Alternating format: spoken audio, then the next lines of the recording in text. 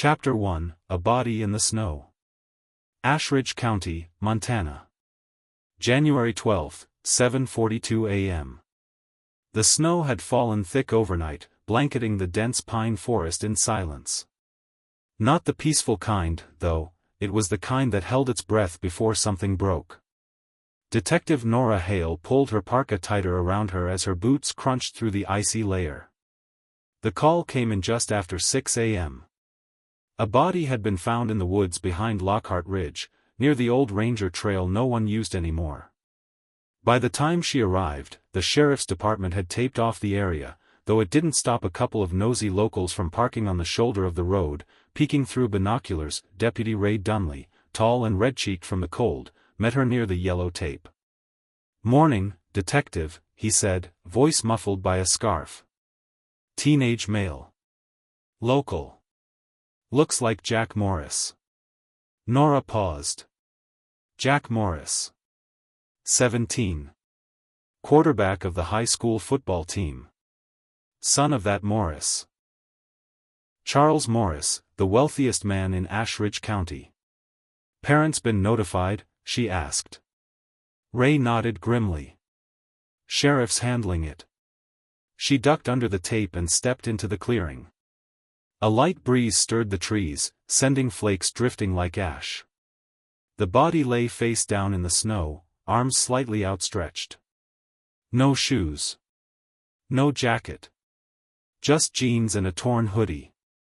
The coroner, Dr. Evelyn Park, stood nearby with a clipboard, her breath clouding in the air. "He's been out here at least 12 hours, she said quietly.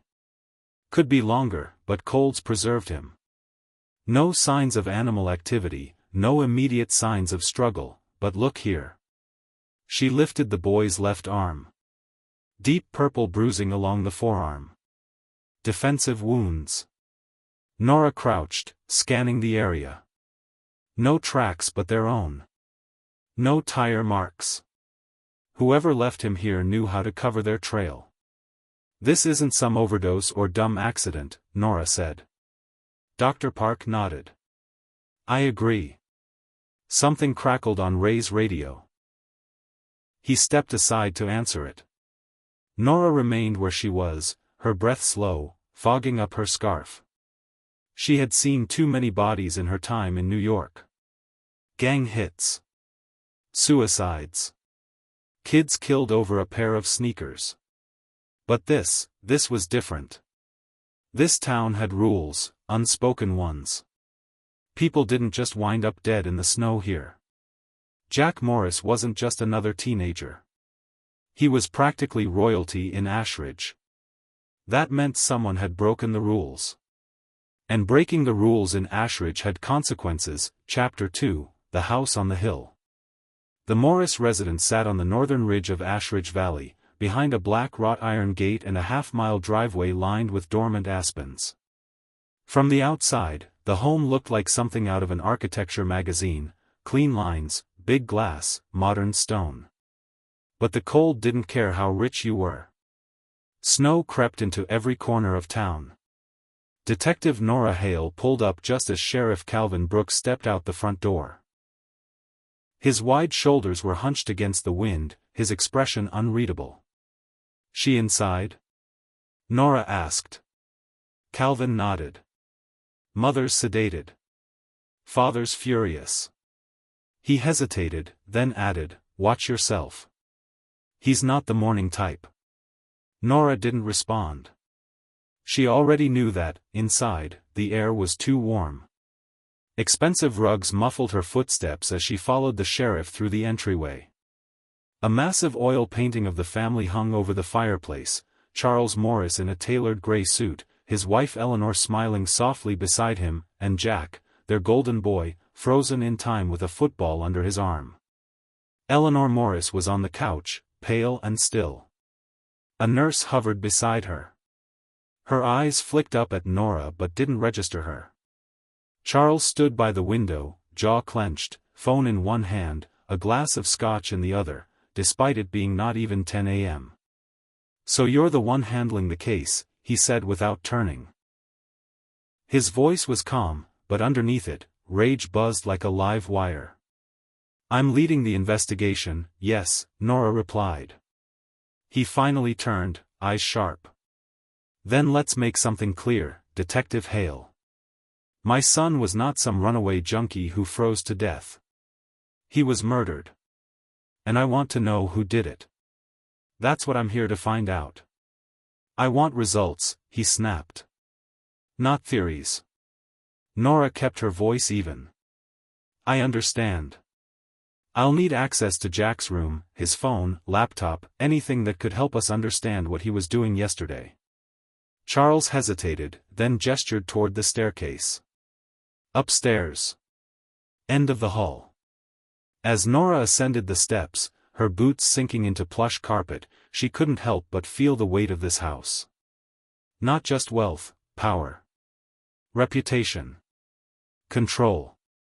Jack's room was spotless. Almost too clean. Like someone had tried to erase something. His desk was organized. Laptop on standby. Backpack zipped and leaning against the chair. Posters of sports teams lined the walls.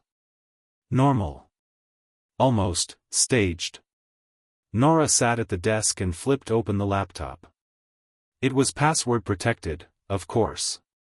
She'd have tech-run diagnostics, but she made a note, the Morris family had money and influence. They could protect secrets. A framed photo caught her eye. Jack, standing next to a girl. Brunette. Freckles. Laughing, her arm hooked through his. Nora took a picture of it with her phone and turned to leave, and froze. There was something just barely visible under the bed. A black journal. She knelt and pulled it out. Inside, the handwriting was rushed, messy, but legible. Dad doesn't know. He can't. I think they're watching me now. I thought it was a joke. But I found the box in the garage. I know what they did to Nate. Nora's heart kicked into high gear. Nate. Nate Harper. The kid who went missing last year. Disappeared without a trace. The one the town tried to forget. She closed the journal slowly. Jack Morris wasn't just murdered. He had known something. Something that had scared him. This wasn't just a single death. It was the start of something much, much bigger. Chapter 3, Ghosts of the Missing. The Ashridge High School parking lot was half full by the time Nora pulled in. Students shuffled through the snow toward the main entrance, shoulders hunched, voices hushed. News of Jack Morris's death had spread fast. In a town like this, it always did. Inside, the halls were lined with gray lockers and faded trophy cases, reminders of past victories. A poster reading, Homecoming Dance, January 20th, hung crookedly above the main stairwell. The front office secretary looked up from her desk as Nora entered. Detective Hale. Principal Monahan's expecting you. Principal Monahan was a thin, anxious man in his 50s, with nervous energy and coffee-stained teeth. He stood as she entered his office. We're all devastated, he said, gesturing for her to sit. Jack was. He was one of the good ones. Leader. A real presence here. Nora gave a polite nod. I need to speak with a few of his friends. Teachers. Anyone who might have noticed something strange in the last few days. Also, she slid the phone photo of the girl across the desk. Do you know her? Monahan peered at the screen, frowning. That's Emily Carter. Senior. She and Jack dated on and off. They broke up a couple of months ago, I think. Where can I find her? Art room, probably. She spends most of her time there. Before leaving, Nora added, did Jack ever mention anything unusual? Seemed paranoid, secretive? Anything to do with Nate Harper? Monahan stiffened. That boy? That was ruled a runaway. You believe that? I believe what I'm told, detective. Nora didn't push. But she knew that look, fear pretending to be neutrality. The art room was quiet, smelling of turpentine and old paint. Emily Carter sat by the window, sketching. When she looked up, Nora saw the exhaustion behind her eyes, not just grief, but something older. Worn. "You're Detective Hale," Emily said before Nora introduced herself. "I figured you'd show up. I saw the photo in Jack's room. You two were close." Emily stared out the window. "We were. Until we weren't." "Why did you break up?" Emily paused. "He changed. Got secretive. Jumpy. Kept saying he was being followed. That he saw something he wasn't supposed to. I thought he was just being dramatic." "What did he think he saw?" "I don't know. But he kept talking about Nate Harper. Said Nate didn't run away, like everyone claimed. Said something about a box in the garage." Nora's pulse quickened. "Did he show it to you?" "No. He wouldn't even tell me what was in it. But he was scared. Really scared." "Did Jack have enemies?" Emily laughed, a dry, bitter sound. "He was Charles Morris's son. That alone made him a target. Half the town resents that family. The other half pretends not to." Nora wrote notes in her pad. "Do you know where I can find Nate Harper's family?" Emily hesitated. "His mom moved out after he disappeared. His dad's still around. Wade Harper. Lives out by the old mill road. Anything else you think I should know?" Emily looked Nora dead in the eye. "Yeah. Jack didn't trust the police. He thought someone inside the department was part of it." "Part of what?" Emily's voice dropped. "Whatever happened to Nate. Whatever was about to happen to Jack." That night, Nora sat alone in her kitchen, flipping through Jack's journal by lamplight. The entries were disjointed, pieces of a puzzle she hadn't yet seen the shape of. "Can't sleep.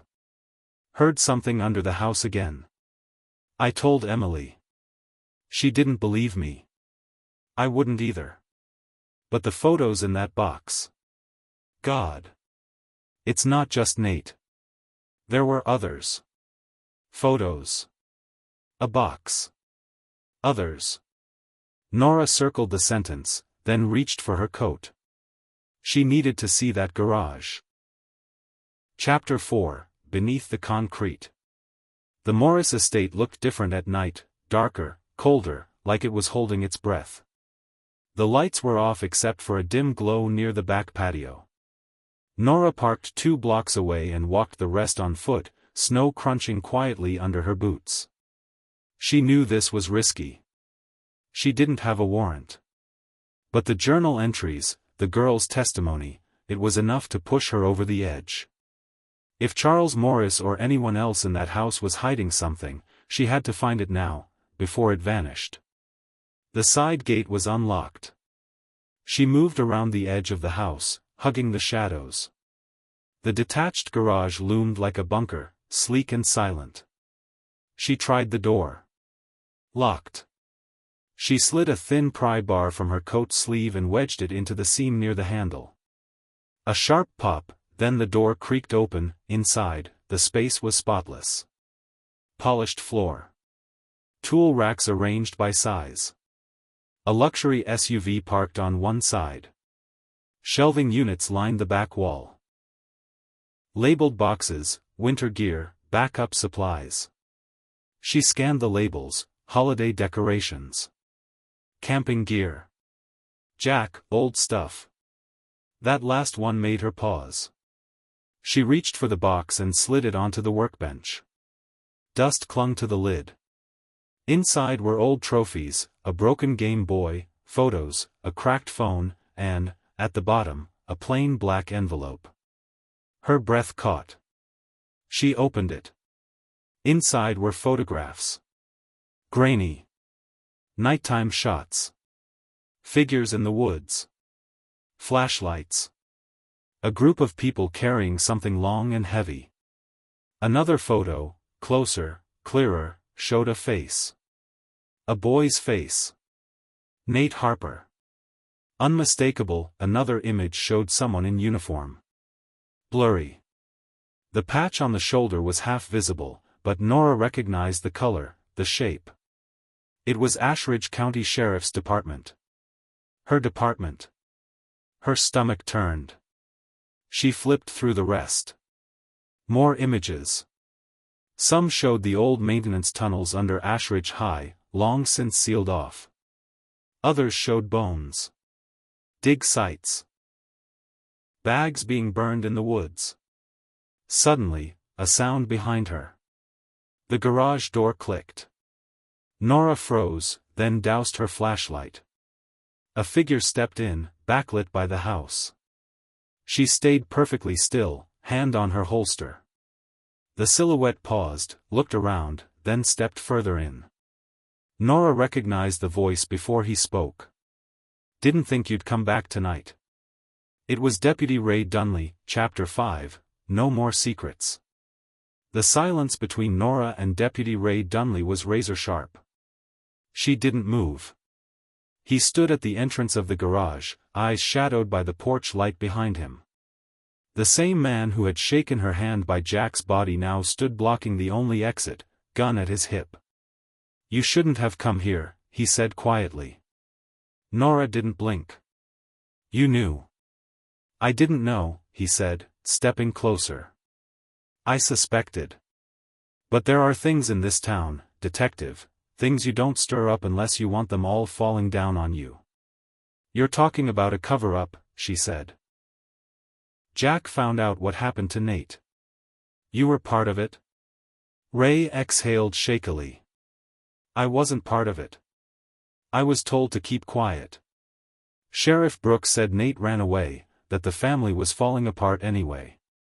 That it would be easier for everyone. But that was a lie." Ray nodded. "Yeah. And I didn't ask questions. That's my sin." Nora narrowed her eyes. "And what about Jack?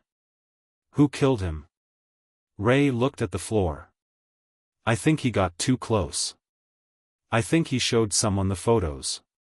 And I think whoever's been running this town from the shadows for the last 20 years decided he was a threat." "Charles Morris?" "I don't know.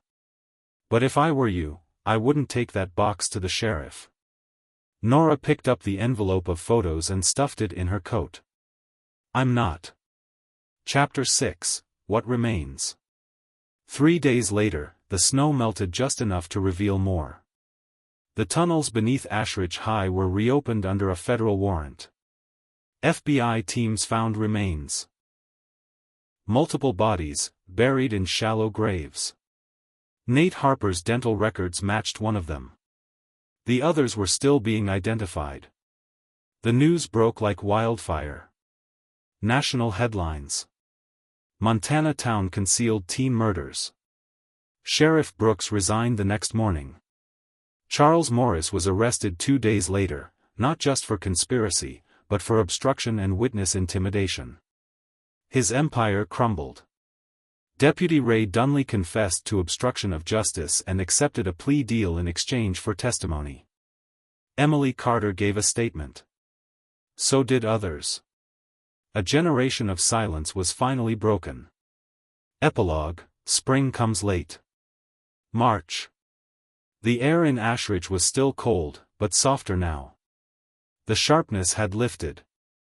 The streets were quieter. The shadows not quite so heavy. Nora Hale stood at the edge of the woods where they found Jack's body. She held the journal in her gloved hands.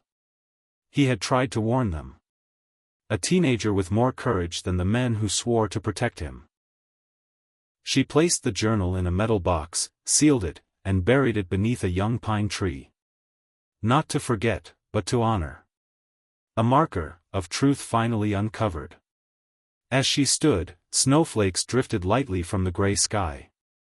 Her phone buzzed. A new case. She turned back toward town, her badge heavy on her belt, but lighter in her heart. Ashridge still had ghosts. But now, They had names. The end.